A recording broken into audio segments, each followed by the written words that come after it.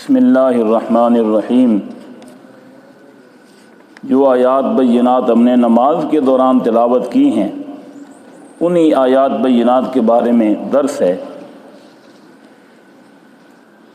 یسألونک عن الخمر والمیسر، اے محبوب لوگ آپ سے شراب اور جوئے کا حکم پوچھتے ہیں، شراب اور جوئے کا حکم پوچھتے ہیں، تو آپ فرما دیجئے کہ ان میں بڑا گناہ ہے، شراب اور جوئے میں بڑا گناہ ہے۔ وَمَنَافِعُ لِلنَّاسِ، اور کچھ لوگوں کے دنیاوی نفع ہیں، کچھ لوگوں کے دنیاوی نفع ہیں۔ شراب سے کچھ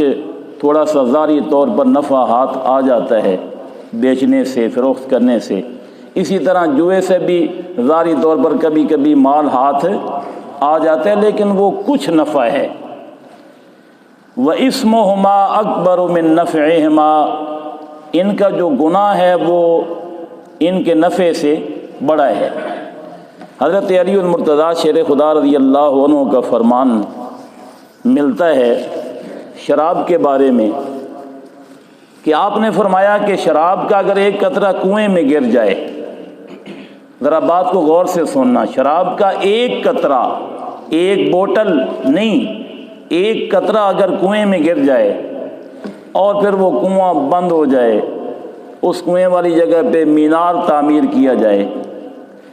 اور پھر اس مینار پر مجھے اذان دینے کے لیے کہا جائے، تو میں اس مینار پر اذان نہیں کہوں گا، کیونکہ پہلے اذانیں مینارے پر ہوا کرتی تھیں تاکہ بلندی پر اذان ہو اور دور تک لوگوں کے لیے آواز جائے کہ نماز کے لیے آ جاؤ۔ پہلے اذانوں کے لیے مینارے ہوا کرتے تھے، تو فرمایا کہ اگر کنویں کے اندر شراب کا ایک قطرہ پڑ جائے اور پھر وہ کنواں بند ہو جائے، اس جگہ پہ مینار تعمیر کیا جائے اور پھر مجھے اس مینار پر اذان دینے کے لیے کہا جائے، تو میں اس مینار پر اذان نہیں کہوں گا۔ اتنا تقویٰ ہے حضرت مولا علی شیر خدا رضی اللہ تعالیٰ عنہ کا۔ اور پھر آپ فرماتے ہیں، دوبارہ پھر سنیے، کہ دریا بہہ رہا ہو، دریا کی وسعت، لمبائی، چوڑائی آپ جانتے ہیں، فرمایا دریا بہہ رہا ہو، دریا کے اندر ایک قطرہ شراب کا چلا جائے اور وہ دریا خشک ہو جائے، اس جگہ پہ گھاس ہو گئے قدرتی طور پر، تو میں کبھی بھی اس گھاس میں اپنے جانور نہ چراؤں گا۔ اس حد تک شراب کے ساتھ نفرت ہے، اس حد تک تقویٰ ہے حضرت مولا علی شیر خدا رضی اللہ تعالیٰ عنہ کا۔ تو حضرات گرامی، جبریل امین علیہ السلام رسول اللہ صلی اللہ علیہ وسلم کی بارگاہ میں حاضر ہوئے، عرض کیا کہ یا رسول اللہ صلی اللہ علیہ وسلم، حضرت جعفر طیار جو حضرت علی المرتضیٰ کے بھائی ہیں، حضرت جعفر طیار جو حضرت مولا علی شیر خدا کے بھائی ہیں، ان کے بارے میں جبریل امین نے عرض کیا کہ حضور ان کی 4 خصلتیں ہیں وہ اللہ تعالیٰ کو بہت پسند ہیں، ان کی 4 باتیں ہیں جو اللہ تعالیٰ کو بڑی پسند ہیں۔ ذرا پوچھئے نا، جعفر طیار کو بلا کر پوچھئے کہ وہ کون سی 4 باتیں ہیں۔ تو رسول اللہ صلی اللہ علیہ وسلم نے حضرت جعفر طیار کو بلایا اور پوچھا کہ آپ کی کون سی 4 باتیں ہیں جو میرے اللہ کو بھی بہت پسند ہیں؟ تو عرض کیا یا رسول اللہ صلی اللہ علیہ وسلم، ایک بات تو یہ ہے کہ میں نے کبھی بھی شراب نہیں پی، یعنی حکم حرمت سے پہلے بھی، یعنی شراب حرام ہونے کے حکم سے پہلے بھی کبھی میں نے شراب نہیں پی، اس وجہ سے کہ میں جانتا تھا کہ یہ عقل کو زائل کر دیتی ہے، میں جانتا تھا کہ شراب عقل کو زائل کر دیتی ہے۔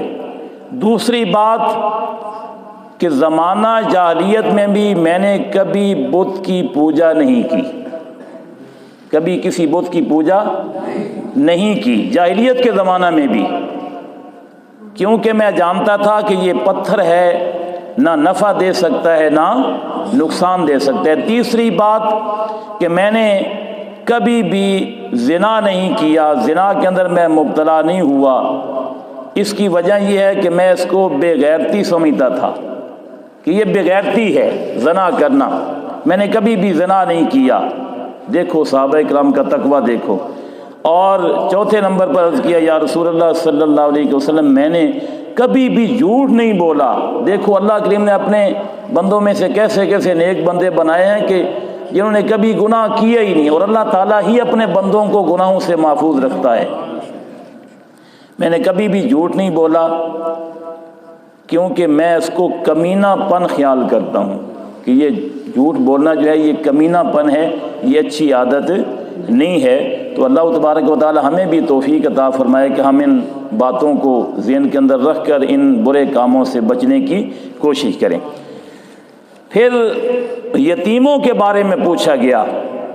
یتیموں کے بارے میں پوچھا گیا نا، ایک اور حکم بھی پوچھا گیا، یسألونک ماذا ينفقون۔ ایک موقع پر نبی کریم علیہ الصلوۃ والسلام نے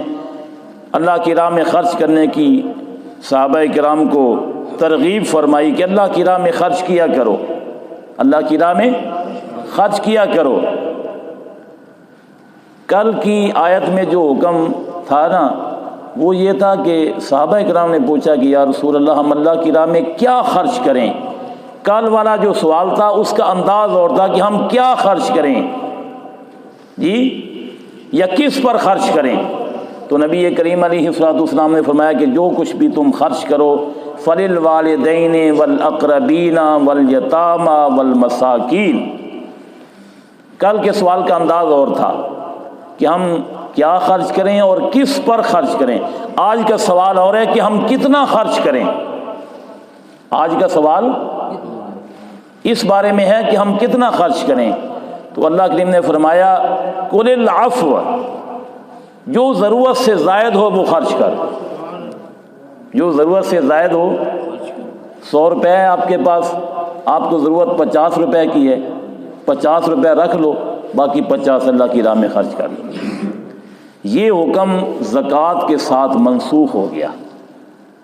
جب زکوٰۃ کا حکم نازل ہوا نا تو پھر یہ حکم منسوخ ہو گیا، یعنی یہ حکم ختم ہو گیا۔ اور اگر آپ بھی کوئی ایسا کر لے تو شرعی طور پر کوئی ممانعت نہیں ہے۔ پہلے یہ حکم تھا کہ ضرورت سے زائد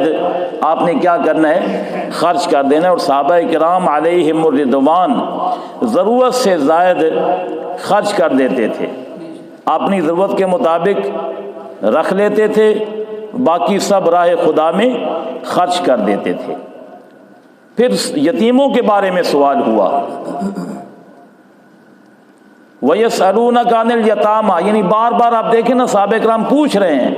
کبھی شراب اور جوئے کے بارے میں پوچھ رہے ہیں، کبھی خرچ کرنے کے بارے میں پوچھ رہے ہیں کہ کس پر خرچ کرنا ہے، کبھی پوچھ رہے ہیں کہ کتنا خرچ کرنا ہے، کبھی پوچھ رہے ہیں کہ حضور یتیموں کے بارے میں کیا حکم ہے، کیونکہ یتیموں کے بارے میں حکم تھا کہ ان الذین یأکلون اموال الیتامی ظلما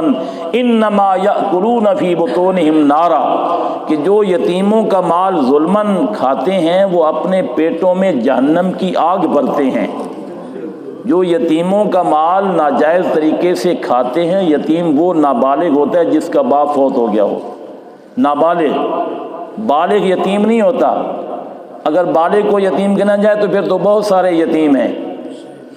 ٹھیک ہے نا جی، نابالغ جس کا باپ فوت ہو جائے وہ یتیم ہوتا ہے۔ تو فرمایا کہ جو یتیموں کا مال ناجائز طریقے سے کھاتا ہے، انما یأکلون فی بطونہم نارا، وہ اپنے پیٹ میں جہنم کی آگ بھرتا ہے۔ اب یہ بڑا سخت حکم تھا۔ اب کچھ ایسے یتیموں کے متولی تھے، ان کے سرپرست تھے جو بہت پریشان تھے کہ بعض اوقات ایسا ہوتا ہے کہ یتیم کا جو مال ہوتا ہے اس میں سے اس کے لیے کھانا تیار ہوتا ہے، کوئی چیز کھانے کی بچ جاتی ہے، وہ ضائع ہو جاتی ہے، ہم تو اس کے قریب جا نہیں سکتے کیونکہ ہمارے لیے تو سختی سے حکم ہے کہ جو ان کا مال اپنے پیٹوں میں بھرتے ہیں، ان کا مال کھاتے ہیں، وہ جہنم کی آگ اپنے پیٹوں میں بھرتے ہیں۔ تو صحابہ کرام علیہم الرضوان حضور علیہ الصلوۃ والسلام کی بارگاہ میں حاضر ہوئے۔ حضرت عبداللہ بن رواحہ نے حضور سید عالم صلی اللہ علیہ وسلم سے عرض کیا کہ اگر یتیم کے مال کی حفاظت کی خاطر اس کا کھانا اس کے اولیاء اپنے کھانے کے ساتھ ملا لیں تو اس کا کیا حکم ہے؟ تو نبی کریم علیہ الصلوۃ والسلام نے فرمایا قل اصلاح لہم خیر، ان کا بھلا کرنا بہتر ہے، یعنی اگر اس کام میں ان کا بھلا ہو، ان کا مال ضائع نہ ہو تو پھر کوئی حرج نہیں ہے۔ اگر تم ان کے مال کو اپنے مال کے ساتھ ملا لو، وَإِن تُخَالِطُوهُمْ فَإِخْوَانُكُمْ، اگر تم ان کے مال کو اپنے مال کے ساتھ ملا لو نا، تھوڑا بہت ان کا مال تمہارے منہ میں بھی آ جائے لقمے کے طور پر، لیکن اس میں ان کا نقصان نہ ہو، اس میں ان کا نقصان نہ ہو، تو فَإِخْوَانُكُمْ، وہ تمہارے بھائی ہیں، اور بھائی کا مال جائز طریقے سے کھانا جائز ہے۔ یہ حکم بھی آ گیا۔ پھر اللہ کریم نے فرمایا کہ شرک والی عورتوں سے نکاح نہ کرو جب تک وہ مسلمان نہ ہو جائیں، یہ بھی حکم تھا۔ اس کے بعد پھر فرمایا وَيَسْأَلُونَكَ عَنِ الْمَحِيضِ، اے محبوب آپ کے صحابہ آپ سے حیض کے بارے میں پوچھتے ہیں کہ حیض کے دنوں کے بارے میں اپنے اہل خانہ کے ساتھ رہنے سہنے کا کیا حکم ہے؟ تو فرمایا ہوا اذن فاعتزلوا النساء فی المحیض، وہ ناپاکی ہے، عورتوں سے الگ رہو حیض کے دنوں میں، عورتوں سے حیض کے دنوں میں الگ رہو۔ یہاں پہ ایک بات کی وضاحت کر دوں، ایک عمل تھا یہود کا، ایک عمل تھا نصارہ کا۔ یہودی اور نصرانی ایک ہی قوم ہے، نام علیحدہ علیحدہ ہیں۔ یہودیوں کا جو طریقہ تھا کہ ناپاکی کے دنوں میں بالکل اپنی عورتوں سے الگ تھلگ ہو جاتے تھے، ان کا منہ دیکھنا بھی وہ گوارا نہیں کرتے تھے، اور بالکل ان کو وہ ناپاک سمجھتے تھے، بالکل ان کو ناپاک سمجھتے تھے، حالانکہ خود اتنے پاک نہیں تھے، حالانکہ خود پاک نہیں تھے، لیکن ان دنوں میں وہ بالکل مطلب ان کو ناپاک سمجھتے تھے، ان کی طرف دیکھنا اور ان سے کلام کرنا بھی وہ حرام سمجھتے تھے۔ اور ایک عمل تھا نصرانیوں کا، عیسائیوں کا، اس کے برعکس کہ وہ ناپاکی کے دنوں میں عورتوں کے ساتھ بہت زیادہ مشغول ہوتے تھے اور بہت زیادہ مبالغہ کرتے تھے، پہلے کی نسبت بھی زیادہ۔ اب مسلمانوں کے لیے ایک درمیانی راستہ جو ہے نا وہ نکالا گیا، اور اسلام ہے ہی دین اعتدال، یہ درمیانی دین ہے، اس میں افراط و